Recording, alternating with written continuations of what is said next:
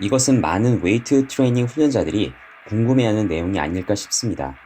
상체 위주의 훈련자들은 제발 아니길 바랄 것이고, 하체 위주의 훈련자들은 당연히 그럴 거라 생각할 것입니다. 하체 훈련을 통해 대표적인 남성 호르몬인 테스토스테론과 성장 호르몬의 수치를 높여줄 수 있다는 게 그 이유인데, 한 예로 슈퍼스쿼트, 즉 10rm의 무게로 20회를 수행하는 지옥의 스쿼트 훈련을 다른 상체 훈련과 병행하면 증가된 호르몬 수치로 인해 상체 근육 성장에도 덤으로 이득을 볼 것이라는 많은 하체바 훈련자들의 주장입니다. 언뜻 볼 때 상체의 근성장이 미미할 수는 있을지언정 충분히 가능한 이론인 것으로 보이긴 합니다. 사실 저는 이와 관련된 논문을 보기 오래전부터 개인적인 결론을 이미 내린 상태였습니다.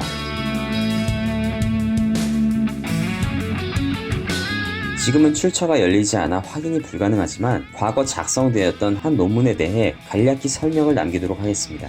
훈련된 남성들이 한 팔은 2두 훈련만 진행하고 2일 후 다른 한 팔은 2두 훈련을 하체 훈련과 함께 진행하는 식으로 하여 총 15주간을 테스트한 결과를 다룬 내용이었습니다. 보통은 하체 훈련과 병행한 이두근이 더 발달했으리라 생각될 것이지만 실제로는 양쪽 팔의 근성장의 차이는 거의 없었습니다. 물론 하체 훈련을 한 날 호르몬 수치가 높아지긴 한 건 사실입니다. 하지만 이두근이 그 덕을 보지 못했다는 뜻입니다. 결국 하체를 키우면 상체도 같이 큰다는 말은 근거 없이 부풀려진 말이라는 걸 이 실험을 통해 알 수 있습니다. 그리고 대근육과 소근육을 같이 묶어야 효율이 커진다는 것 또한 사실이 아님을 유추해 볼 수 있습니다.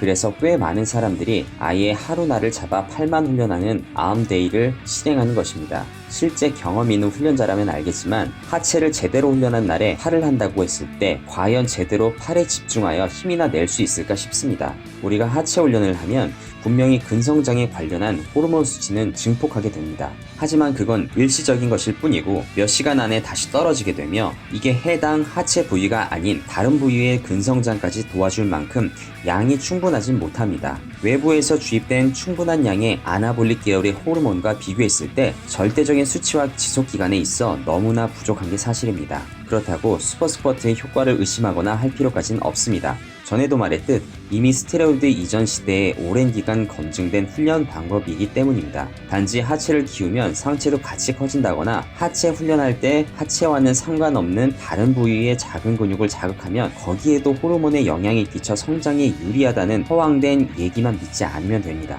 그래도 자신은 하체 훈련의 효과를 상체에서도 톡톡히 보고 있다고 믿는다면 믿는 대로 하시면 되겠습니다. 그렇게 만족할 만한 효과를 보고 있는데 굳이 논문 따위에 휘말릴 필요는 전혀 없습니다. 저의 생각은 운동에 있어서는 자신이 확실히 경험해보고 결정하는 게 최고이며 남들이 하는 대로 무조건 하는 게 정답은 아니라고 봅니다. 그리고 제가 느껴본 바 하체 훈련이 상체의 근성장에 직접적으로 주는 이점은 단지 고중량의 밀리터리 프레스나 바벨로우와 같은 땅을 지지한 상태로 전신 활용이 동반되어야 하는 상체 훈련에서의 유리함 정도라 할 수 있겠습니다. 만약 이러한 종류의 운동으로 다시 실험을 한다면 좀 전에 설명했던 실험보다는 하체가 동원되는 연결고리가 많아지기에 결과는 달라질 수 있다고 봅니다. 아무튼 혹시라도 스쿼트를 못해서 상체를 키우는데 불리할까봐 불안해하고 있는 훈련자가 있다면 더 이상은 그럴 필요가 없습니다. 팔씨름 선수가 팔을 키우기 위해 하체 훈련까지 꼭 필수로 해야 할 필요가 없듯 자신이 집중한 부위에 훈련을 하면 그 부분이 발달하고 커지는 게 당연한 이치입니다.